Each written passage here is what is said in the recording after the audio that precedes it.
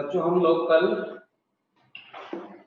Fungus कर रहे थे ना, किंगडम फंगी। किंगडम फंगी में हम लोग अभी मेन फीचर ही फंगस का देखे थे, है ना। प्लांट बॉडी हैप्लॉयड होती है, लाइफ साइकिल हैप्लॉन्टिक होती है बेटा, haplontic life cycle. Cell wall made by chitin, जो एक्चुअल में पॉलीसैकेराइड होता है ना। Reserve food material is, reserve food material क्या होता है बेटा, काइटिन, है ना। Plant body made by loose tissue, ठीक है। मोड ऑफ न्यूट्रिशन या तो सैप्रोट्रॉपिक होगा, नहीं तो पैरासाइटिक, ठीक है। माइसीलियम भी मैंने आपको समझा दिया था।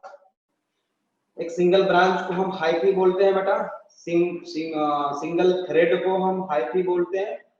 Single thread of fungus is called hyphae and network of hyphae is called mycelium, ठीक है।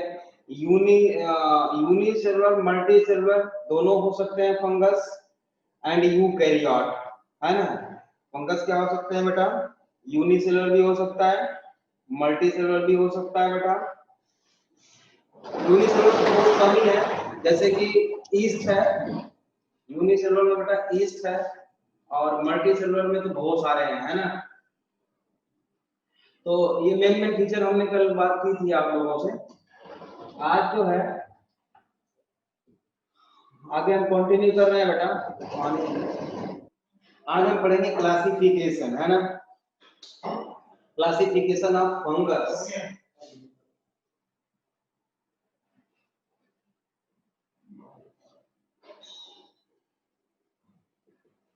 Classification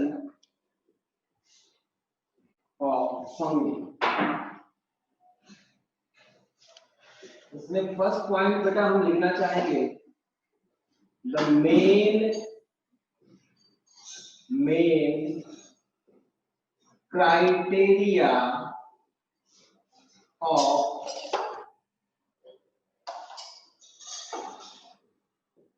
classification of fungi is sexual reproduction, याद रखना है।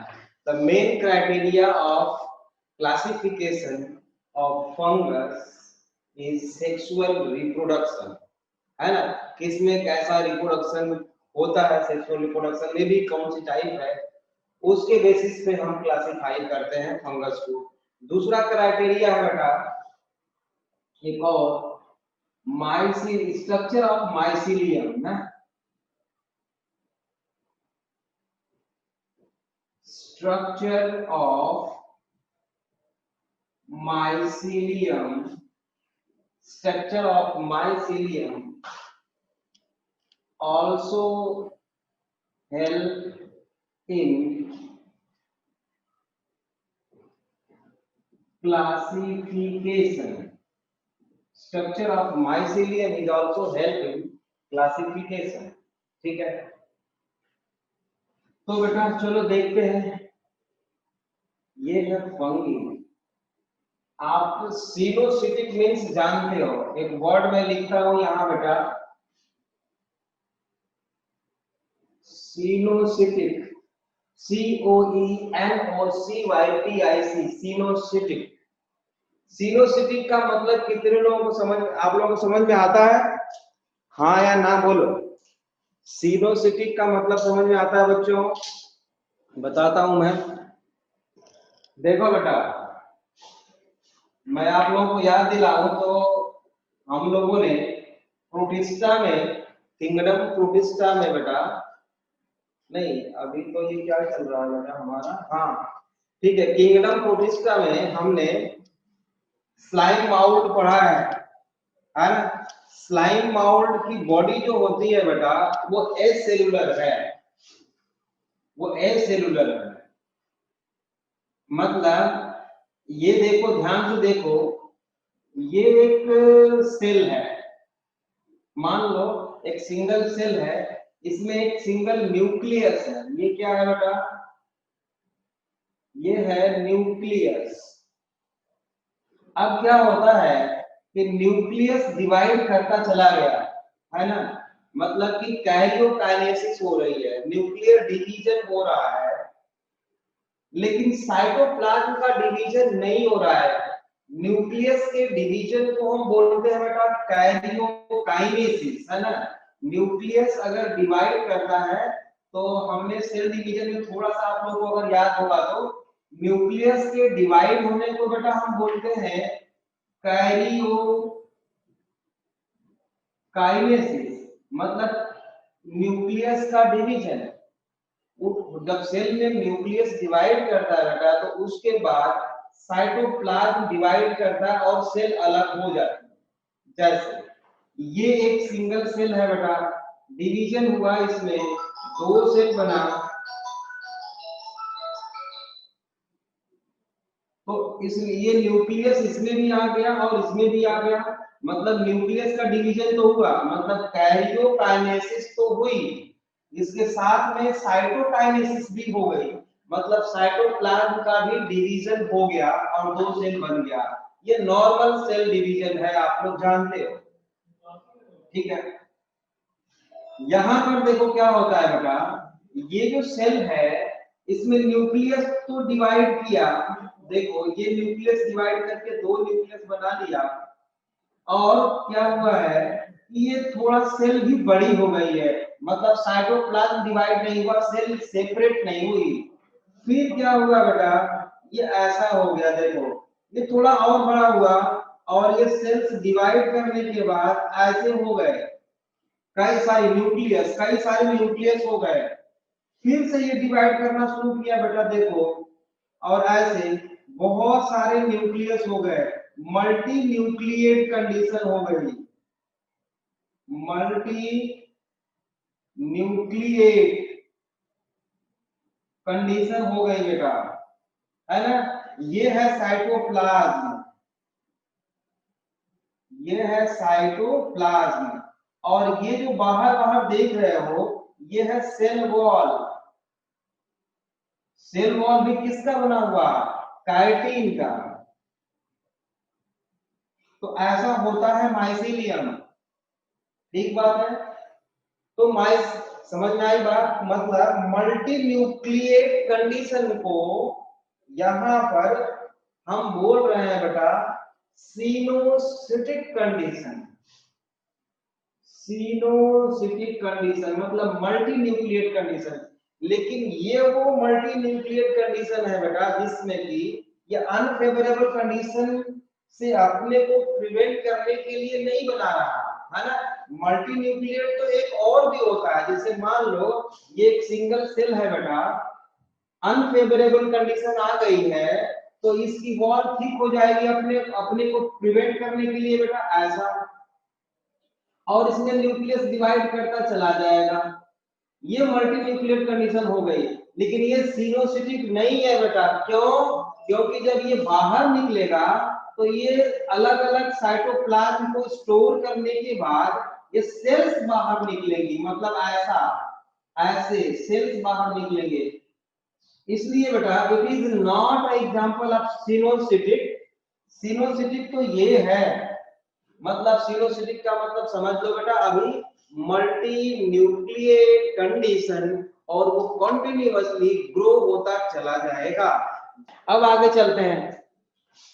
अब बेटा सिनोसिटिक में भी देखो ध्यान से, सिनोसिटिक कंडीशन में भी दो तरह का माइसीलियम हो सकता है। ये माइसीलियम है, या तो इस न्यूक्लियस के बीच में या तो ऐसे सेप्टम डेवलप होता चला जाएगा, ऐसा ऐसा ऐसा, मतलब इसको सेप्टम बोलेंगे जो सेपरेट करने वाला, या तो सेप्टम डेवलप होता चला जाएगा और ये बढ़ती चली जाएगी तो इसको बोलेंगे सेप्टेट माइसीलियम, और अगर ये नहीं है जैसे ऐसा है तो इसको बोलेंगे एसेप्टेट माइसीलियम। तो ये हो गया माइसीलियम का टाइप। तो मैंने यहाँ पे लिखा है structure of mycelium also help in classification. अब देखते हैं कि माइसीलियम और रिप्रोडक्शन कैसे हेल्प करता है ना, कैसे हेल्प करता है क्लासिफिकेशन में। चलो बच्चों यहाँ देखो, अब फंगी को हम क्लासिफाई करने जा रहे हैं बेटा। पहले हम माइसीलियम के बेस पे देखते हैं बेटा। मतलब बेटा माइसीलियम एसेप्टेट एंड, मतलब एसेप्टेट एंड उसको क्या बोलेंगे, सिनोसिटिक एंड आल्सो अनब्रांच्ड, है ना, अनब्रांच्ड भी है इसमें, अनब्रांच्ड। तो देखो मैं माइसीलियम बना रहा हूं यहाँ पे, ये बेटा मैंने एक माइसीलियम बना दिया ऐसे आपको समझाने के लिए, ठीक है। अब इसके अंदर जो बेटा साइटोप्लाज्म है, साइटोप्लाज्म है, और इसमें न्यूक्लियस है, ये है न्यूक्लियस, ये क्या है बेटा, न्यूक्लियस, ठीक।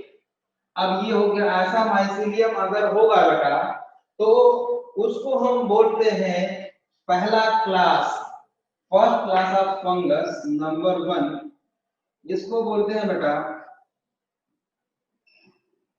फाइकोमाइसीट्स, पहला क्लास है फंगस का।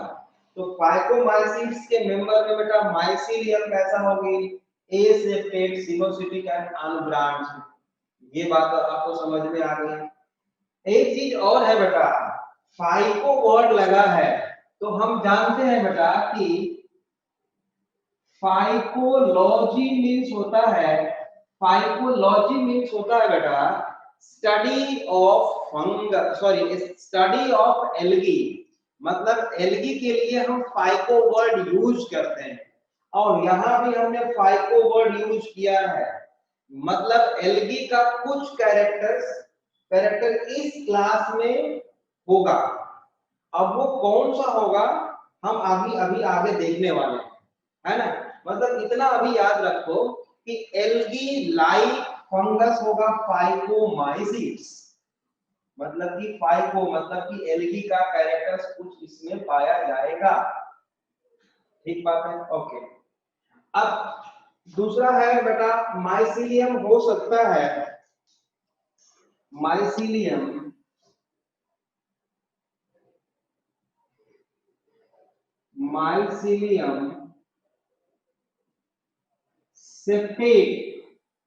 सेप्टेट माइसीलियम है ना, एंड ब्रांच,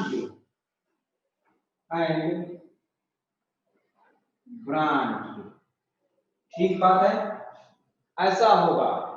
अब इसमें भी बेटा 3 क्लास हैं, इसमें भी बेटा 3 क्लास हैं। पहला माइसीलियम विद सिंपल पोर, ध्यान से देखना है ना, कंसंट्रेशन पूरा चाहिए बेटा। हमने एक ये माइसीलियम बना दिया,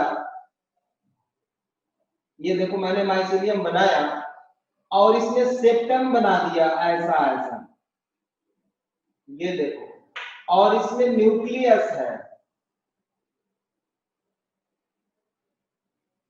ठीक बात है। एक और माइसीलियम हम यहाँ पे बना दें ऐसा,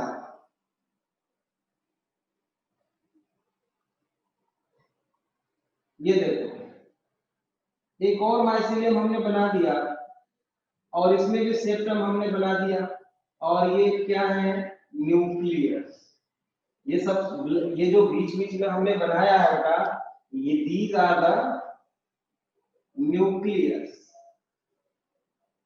ये तो न्यूक्लियस है, ठीक है। अब दोनों में सेप्टम है लेकिन थोड़ा सा डिफरेंस होगा बेटा। सेप्टम में देखो यहाँ पे क्या होगा, छोटा छोटा, मैंने सिंपल पोर बना दिए, छोटे छोटे होल बना दिए, है ना, सेप्टम में छोटे छोटे होल्स। इसको हम बोलेंगे बेटा सिंपल पोर। इसको क्या बोलेंगे? Mycelium, mycelium septate branch with simple pore. ये क्या है बेटा?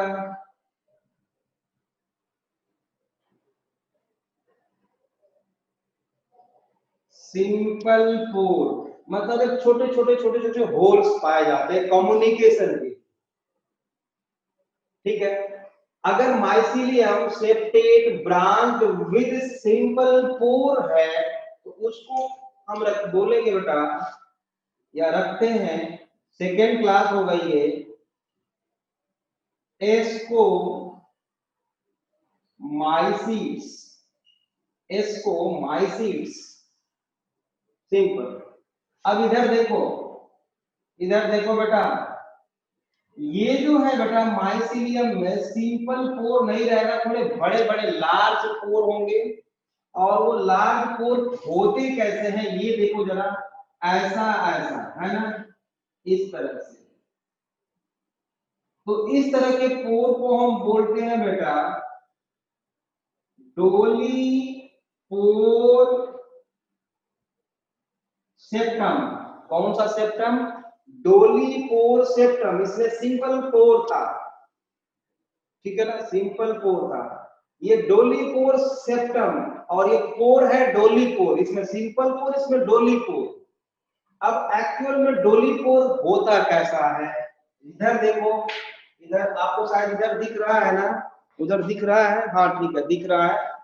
डोली पोर सेप्टम हम बनाते हैं बेटा, है ना। ये देखो, ये एक सेल थी, ऐसे थोड़ा मैंने बड़ा कर दिया उसको, और ये सेप्टम था, ये सेप्टम था बेटा। यहाँ पे क्या है? डोली पोर। तो डोली पोर कुछ इस तरह से होगा, देखो ऐसा।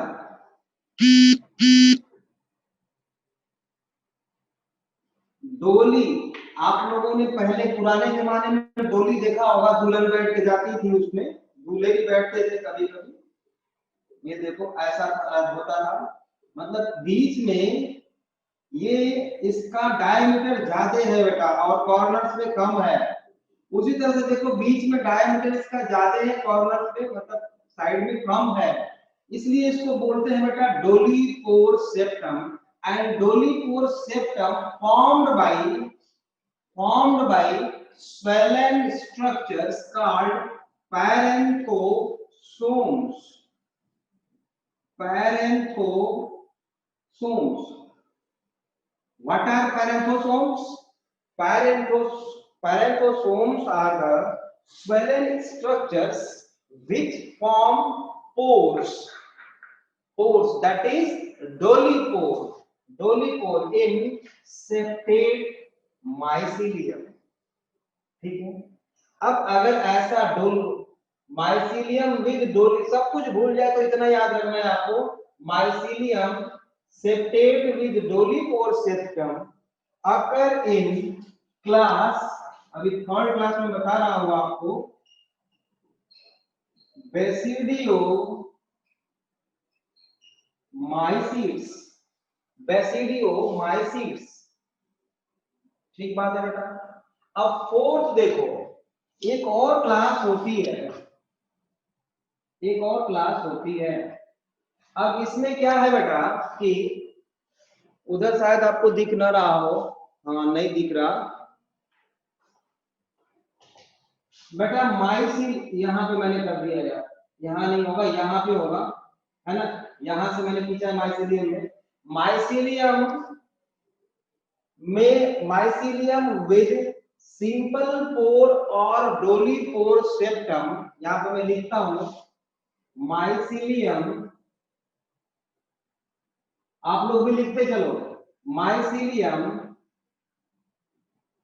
विद सिंपल पोर और डोली पोर सेप्टम, सेप्टम, ठीक है, but sexual reproduction action.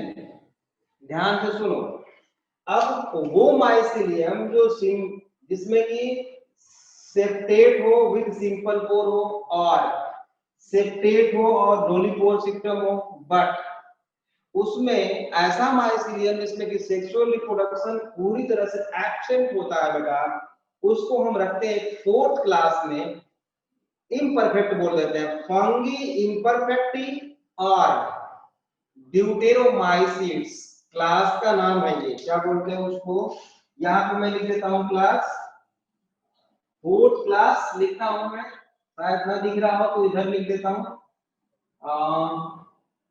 Fungi इम्परफेक्टाइल और ड्यूटेरोमाइसिस, मतलब कि सेक्सुअल रिप्रोडक्शन उसमें होता ही नहीं है।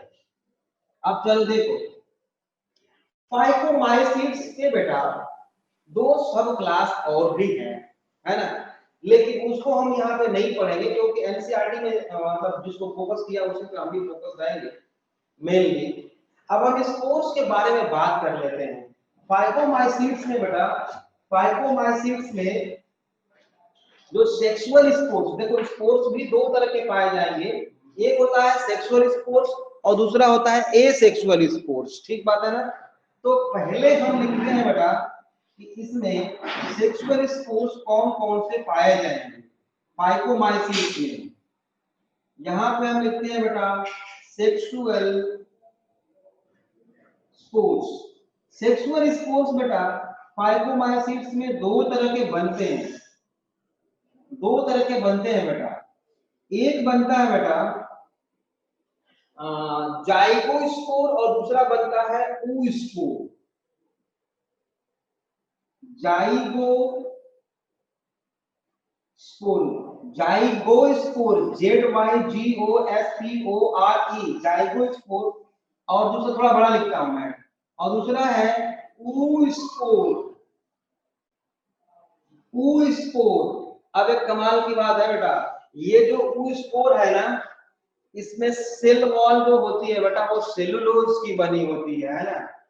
Cell wall of oospore is made by cellulose, so it is considered in plant kingdom plantae और एल्गी, और एल्गी को बोलते हैं बेटा फाइको, इसीलिए यहाँ पे फाइकोमाइसिट्स लिखा हुआ है। अब इसके स्पोर में सेल वॉल पाई जाती है सेलुलोज की, वो कैसे और ये कैसे बनता है इसकी फॉर्मेशन भी हम आगे हम देखेंगे, तो अभी उसके बारे में ज्यादा कुछ मैं नहीं बता रहा हूँ, बस आपको ऐसे याद करना चाहो तो अभी याद कर लो, इसे हम लिखवाएंगे बताएंगे आपको, है ना। तो दो तरह के सेक्सुअल स्पोर्स बनते हैं बेटा, zygospore and oospore formed in Phycomycetes. मुझे लगता है ये आपको याद हो चुका होगा। अब है बेटा एस्कोमाइसिट्स में सेक्सुअल स्पोर्स का नाम है ना, एस्कोमाइसिट्स में सेक्सुअल स्पोर्स, इसको बोलते हैं बेटा एस्कोस्पोर्स, एस्कोस्पोर्स, ठीक बात है एस्कोस्पोर्स। और बेसिडियोमाइसिट्स का सेक्सुअल स्पोर, सेक्सुअल स्पोर्स होगा बेटा बेसिडियो, बेसिडियो स्पोर्स, बहुत आसान है। अब हमको फाइकोमाइसिट्स के सेक्सुअल स्पोर्स का क्या नाम है, जाइगोस्पोर्स, oospores। एस्कोमाइसिट्स के सेक्सुअल स्पोर्स का क्या नाम है, एस्कोस्पोर्स। बेसिडियोमाइसिट्स के सेक्सुअल स्पोर्स का क्या नाम है बेटा, बेसिडियोस्पोर्स।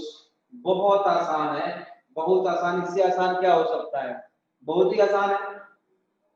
अब देखते हैं इसका एसेक्सुअल स्पोर्स, है ना, फाइकोमाइसिट्स के एसेक्सुअल स्पोर्स के बारे में बात करते हैं। चलो एसेक्सुअल स्पोर्स ऑफ फाइकोमाइसिट्स,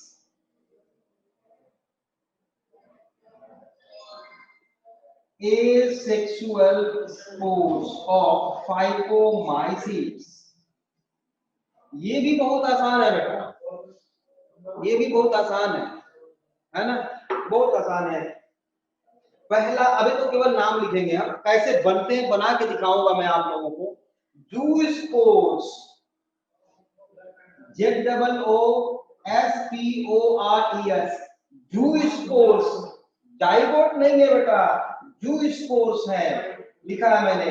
और दूसरा है, ये मोटाइल होता है बेटा ना, चलने फिरने वाला, इसके पास फ्लैजेला होता है, बनाएंगे अभी हम इसे देखेंगे। दूसरा होता है बेटा एप्लैनोस्पोर्स, एप्लैनोस्पोर्स। प्लैनो मीन्स होता है बेटा मोटाइल, और ए लगा दिया तो मतलब नॉन मोटाइल, मतलब कि मोटाइल और नॉन मोटाइल स्पोर्स दोनों बनाए जाते हैं फाइकोमाइसीट्स में, जिसको हम जू स्पोर्स और एप्लैनोस्पोर्स बोलेंगे। बहुत आसान है। अब ये देखो, इसका भी एसेक्सुअल स्पोर्स ऑफ एस्कोमाइसीट्स, इसमें बेटा बनता है निडिया नहीं, कोनिडिया। क्या बनता है? Conidia, CONIDIA, conidia. ठीक है। बेसिडियोमाइसीट्स में एसेक्सुअल रिप्रोडक्शन की बात करें तो आपके एनसीईआरटी में लिखा है बेटा, स्टेटमेंट है कि asexual reproduction in basidiomycetes usually absent, है ना, बट स्पोर्स से एब्सेंट है ना। लेकिन कुछ मेंबर्स में इसके बेटा फ्रेगमेंटेशन के through asexual mode of reproduction पाया जाता है। मतलब क्या हुआ, वैसे देखा जाए तो asexual spores are usually absent in basidiomycete, ये करेक्ट स्टेटमेंट हुआ। तो यहाँ पे हम लिख दें बेटा, यहाँ पे वो स्टेटमेंट लिखे, asexual spores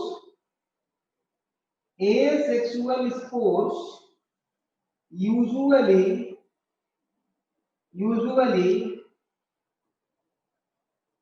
absent in basidiomycetes,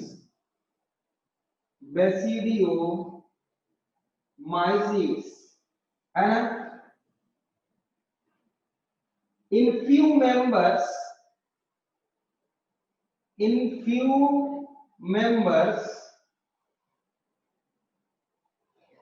मैं बोल रहा हूं लिखो, मैं बोल रहा हूं आप लोग लिखो। In few members asexual reproduction occurs through fragmentation, asexual reproduction occurs through fragmentation basidiomycetes।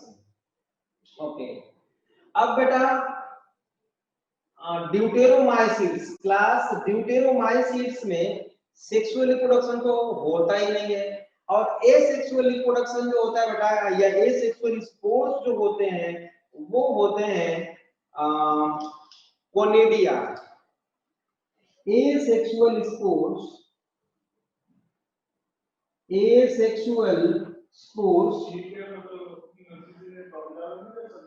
Conidia, शायद आपको दिख ना रहा हो, मैं कैमरा उधर करता हूं और बोल भी देता हूं, एसेक्सुअल स्पोर्स इन ड्यूटेरोमाइसीट्स कोनिडिया,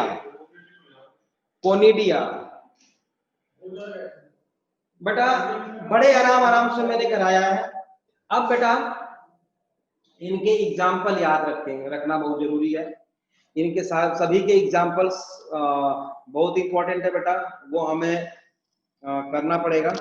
तो एग्जाम्पल का एक तरीका मैं बताता हूँ थोड़े बहुत, है ना, बाकी तो याद हो ही जाएगा। चलो एग्जाम्पल से याद करते हैं।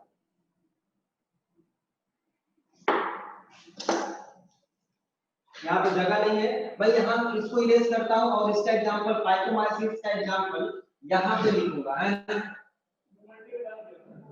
आप फाइकोमाइसीट्स के नीचे लिखना एग्जाम्पल, मैं यहाँ ऊपर लिखता हूँ। फाइकोमाइसीट्स का एग्जाम्पल बेटा याद रखने के लिए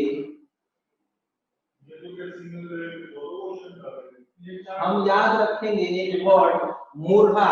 आप लोग जानते हो मुर्गा भैंस का नाम होता है। मुर्गा जो है भैंस का नाम होता है बेटा, समझ रहे हो? मुर्गा भैंस का नाम होता है। इसी मुर्गा से आप लोग याद रखोगे। पहला एग्जाम्पल फाइकोमाइसिट्स का एम यू से होगा बेटा म्यूकोर। म्यूकोर को आपकी एनसीईआरटी बोलती है कि ये कॉमन फंगी है बेटा, कॉमन फंगी है। बरसात के दिनों में छाता के जैसा ग्रो कर जाता है, ये बहुत जगह आप लोगों ने देखा होगा। दूसरे फंगस की बात हमने किया था स्टार्टिंग में ही, ब्रेड माउल्ड। ब्रेड माउल्ड जिसको हम बोलते हैं बेटा राइजोपस। राइजोपस याद रखना है आपको। और तीसरा है बेटा Albugo. Number third is Albugo. Albugo जो होता है बेटा ये डिजीज कॉज करता है मस्टर्ड प्लांट में। पैरासाइटिक फंगी है ये, parasitic fungi. White spot of, ये भी पूछता रहता है, याद रखना है आपको। White spot of mustard plant, मतलब एल्बिगो जो है बेटा वो है पैरासाइटिक फंगी।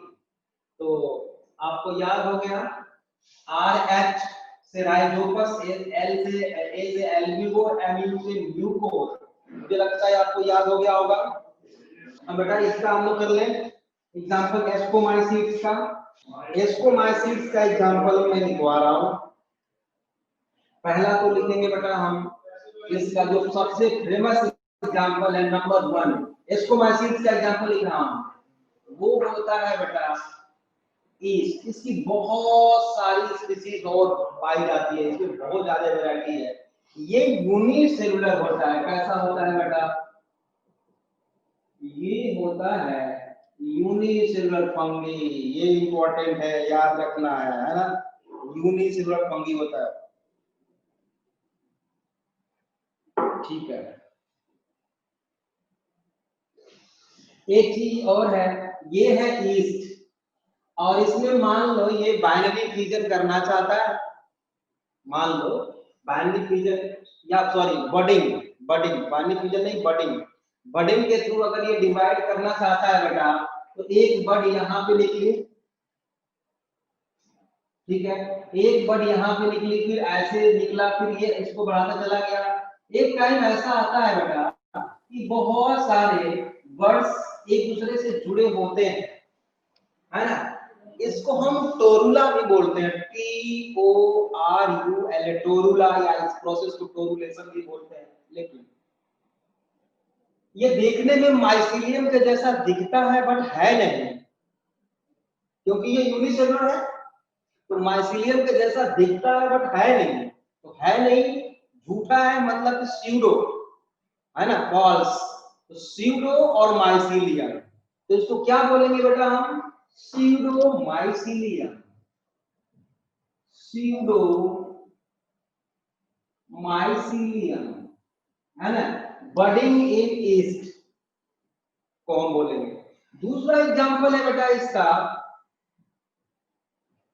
पेनिसिलियम। आप लोग जानते हो पेनिसिलिन एंटीबायोटिक जो होता है ना, produced from by penicillin, Penicillium, penicillin ये एंटीबायोटिक है बेटा, सेक्रेटेड बाय पेनिसिलियम। ठीक है, दो एग्जांपल हो गए। थर्ड एग्जांपल में बोल रहा हूं यहाँ पे Neurospora. Neurospora, NEUROSPORA, Neurospora. Neurospora को बेटा हम बोलते हैं Drosophila, Drosophila of, Drosophila of plant kingdom. अब लो ड्रोसोफिला प्लांट किंगडम में बोल रहा हूँ, और मैं पढ़ा रहा हूँ फंगस। इसका मतलब समझना थोड़ा सा मुश्किल तो नहीं है, चलो मैं समझाने की कोशिश करता हूँ। देखो बेटा, अगर मान लो एक शीशे की गिलास में आप थोड़ा सा केला रख दो, कोई भी फ्रूट रख दो, है ना, उसका टेगमेनोटेस का रिमूव कर दो, सॉरी फ्रूट वॉल रिमूव कर दो और रख दो उसमें, तो थोड़ी देर के बाद छोटे छोटे, मतलब चींटियों से भी छोटे छोटे, है ना, इंसेक्ट्स, जो उड़ने वाले इंसेक्ट्स हैं बेटा, वो फ्रूट पे आके घूमने लगेंगे, जो वही होते हैं ड्रोसोफिला। समझ रहे हो? उनकी बहुत सारी वैरायटी पाई जाती है बेटा। विंग्स में वेरिएशन होता है, आई कलर में वेरिएशन होता है बेटा, साइज में वेरिएशन होता है, और उसमें हम बहुत ही इजीली क्रोमोसोम को ऑब्जर्व कर सकते हैं सेल डिवीजन के टाइम पे, या क्रोमोसोम के बिहेवियर को ऑब्जर्व करने के लिए हम ड्रोसोफिला का यूज करते हैं।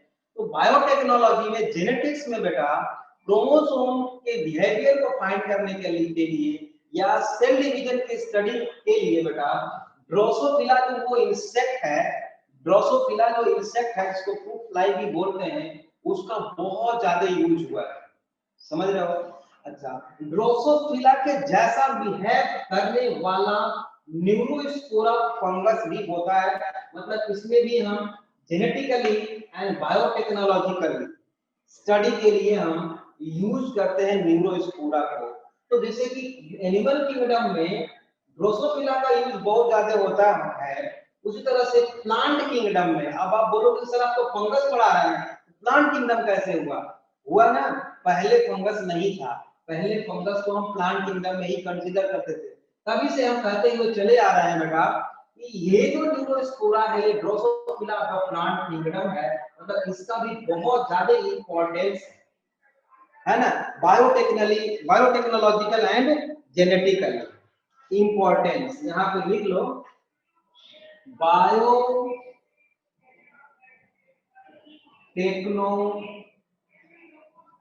टेक्नोलॉजिकल एंड जेनेटिकल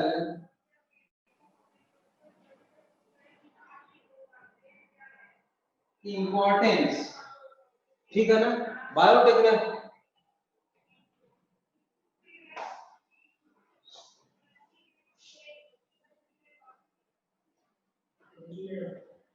ठीक है बेटा, समझ में आ गया? Biotechnological and genetical importance.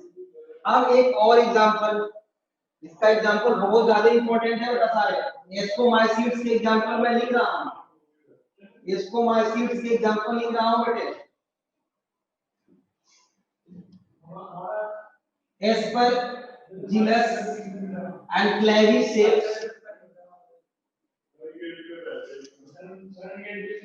Fourth example, Aspergillus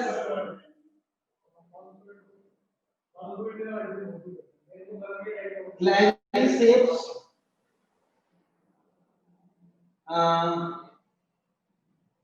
बफल्स, sorry buffles नहीं, morels and truffles.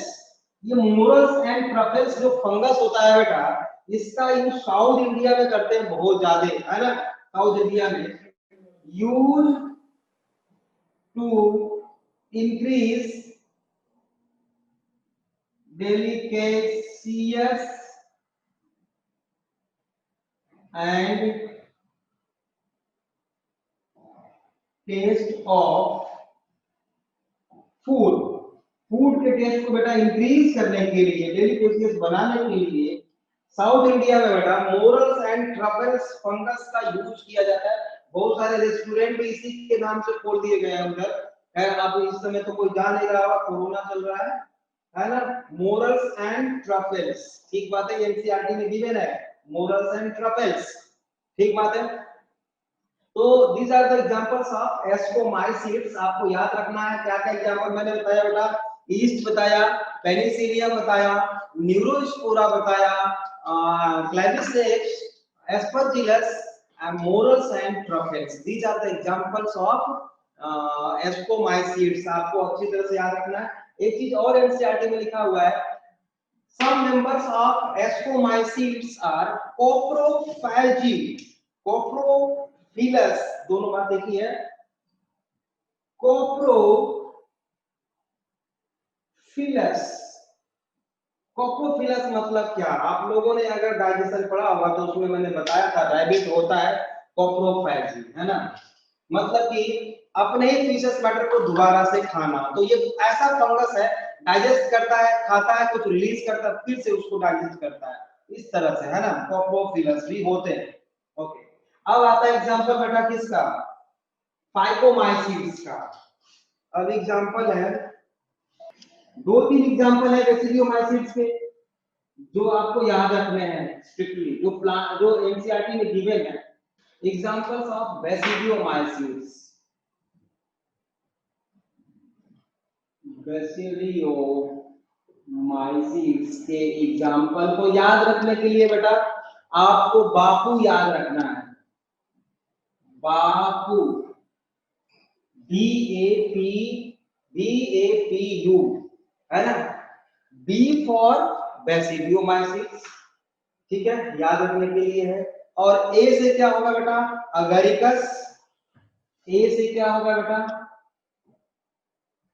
Agaricus. P से क्या होगा बेटा? पक्सिनिया। और U से होगा बेटा अस्टिलैगो। U से क्या होगा? अस्टिलैगो। ये आपको याद रखना है। अब ये जो पक्सिनिया है बेटा, व्हीट रस्ट डिजीज कॉज करता है, मतलब पक्सिनिया पैरासाइटिक है, ये व्हीट रस्ट डिजीज कॉज करता है, ये बात याद रखनी है आपको। व्हीट रस्ट डिजीज कॉज करता है पक्सिनिया। तो ठीक है, अस्टिलैगो जो है smut disease of rice cause करता है बेटा। Ustilago smut disease of rice cause करता है। दो चार बातें जो आपको या पूछी जा सकती हैं, उतना ही मैं बता रहा हूं, उतना ही पढ़ना ही है आपको, है ना। अब है बेटा एग्जांपल ड्यूटेरोमाइसीट्स का। ड्यूटेरोमाइसीट्स का एग्जांपल है बेटा ट्राइकोडर्मा, कोलेटोट्राइकम एंड अल्टरनेरिया, है ना। ट्राइकोडर्मा मतलब कि ड्यूटेरोमाइसीट्स का एग्जांपल याद रखने के लिए आप चाहो तो त्रिकाल याद रख सकते हैं। त्रिकाल, TRI से क्या होगा बेटा? ट्राइको डर्मा, ठीक है। C से होगा बेटा कोलेटो ट्राइकम, और AL से क्या होगा बेटा? Alternaria. Alternaria, these are the examples of ड्यूटेरोमाइसीट्स। ये भी मोस्टली पैरासाइटिक होते हैं बेटा, है ना, ये भी पैरासाइटिक होते हैं। अच्छा, अभी तो मैंने क्यों और कैसे का जवाब नहीं दिया, बट हमने आपको इतना तो जरूर बताया है कि अभी तक जो आज हम लोगों ने पढ़ा है उसमें अगर मैं आपसे पूछूं कि इसमें फंगी का कौन सा ऐसा ग्रुप है जिसमें कि सेल वॉल सेलुलोज की बनी होती है, तो आप क्या बोलोगे? ग्रुप ऑफ फंगी बोलेंगे तो अभी तो बोलोगे फाइकोमाइसीट्स, है ना। लेकिन बेटा कुछ साइंटिस्ट लोग थे, अरे टेक्सोनॉमिस्ट, उन लोगों ने क्या किया था कि फाइकोमाइसीट्स को 6 सब क्लासेस में डिवाइड किया था, लेकिन वो अभी पढ़ना नहीं है ना, पूछा जाएगा आपसे कभी भी, ठीक बात है ना। ज्यादा से ज्यादा आपको क्या याद रखना है, हमने जो ऊ स्कोर लिखा था उसको ऊमाइसीट्स कर दो, और जो मैंने जाइगो स्कोर लिखा था उसको जाइगोमाइसीट्स कर दो, ठीक बात है, जाइगोमाइसीट्स एंड ऊमाइसीट्स। तो एक क्वेश्चन लिखो, मैं बोल रहा हूं फिर आपको समझ में आ जाएगा। क्वेश्चन लिखो, एक क्वेश्चन लिखो, मैं धीरे धीरे बोल रहा हूं। Which of the following group of the fungus which of the following group of the fungus shows SHOWS, which of the following group of fungus shows cell wall made up of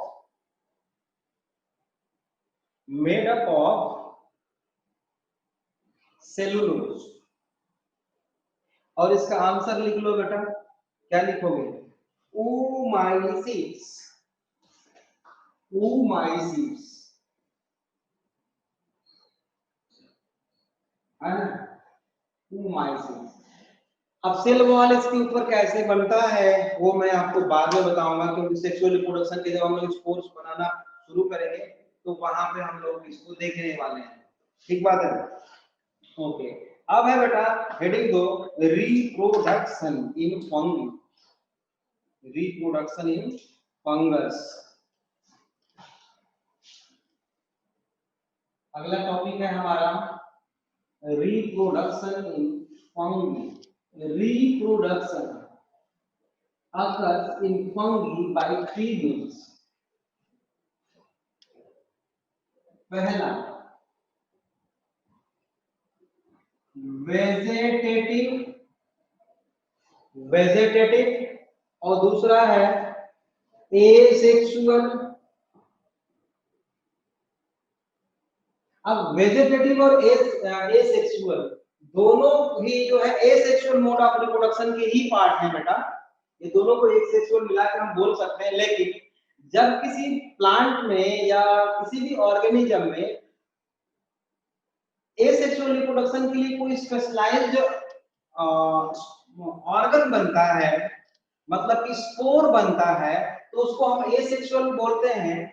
और बाकी उसके वेजेटेटिव part, मतलब सीधे सीधे मान लो plant body है और वो टूट गई और दूसरा प्लांट बना लिया, तो उसको हम बोलेंगे बेटा वेजेटेटिव, है ना। वेजेटेटिव मतलब specialized structure absent in vegetative, और एसेक्सुअल बोल रहे हैं उसमें क्या है बेटा, specialized structures are present, that is spore, sporangia, है ना। आगे इतनी बार यूज होगा कि आपको खुद ही समझ में आ जाएगा।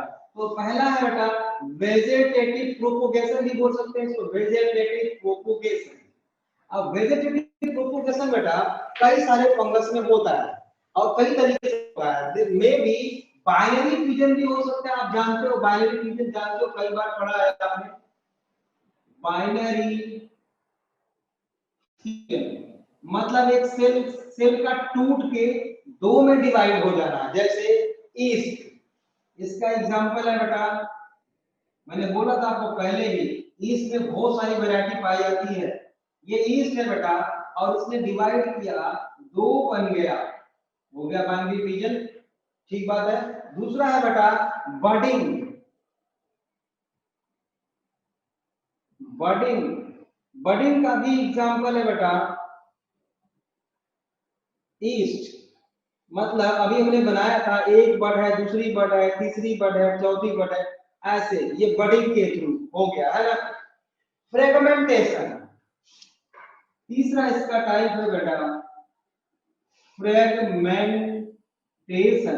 अब फ्रेगमेंटेशन में बहुत सारे एग्जांपल्स हैं, बहुत सारे, जैसे पाइकोमाइसिट्स का भी है, आपका ये राइजोपस हो गया, म्यूकोर हो गया, म्यूकोर है ना, उसकी म्यूकोर मान लो ऐसे है, इस तरह से इसका माइसिलियम है, एक टूट के यहाँ पे आ गया और ग्रो होकर के नया फंगस बना देगा, है ना।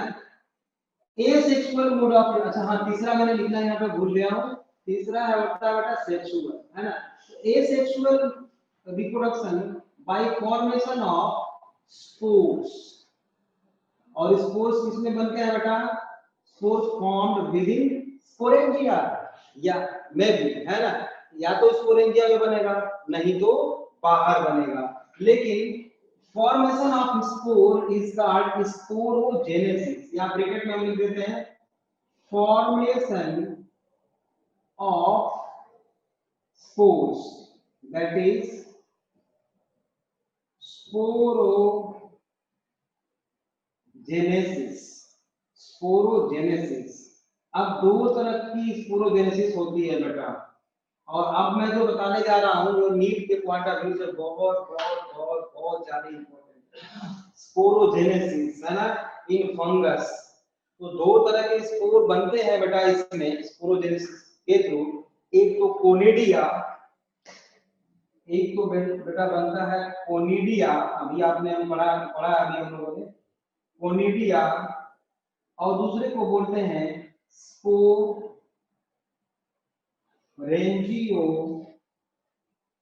Spores, स्पोरेंजियो spores.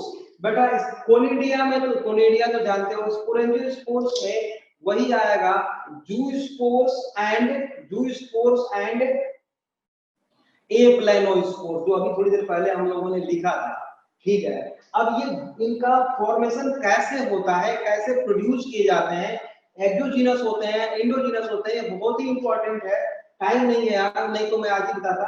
नेक्स्ट क्लास में इसको हम डिटेल करेंगे बेटा, बना के मैं बताऊंगा, प्रोड्यूस करा के बताऊंगा ये दोनों कैसे प्रोड्यूस किए जाते हैं, है ना, ताकि मतलब इससे रिलेटेड कोई भी क्वेश्चन आए तो आप उसको सॉल्व कर सको। ठीक बात है ना।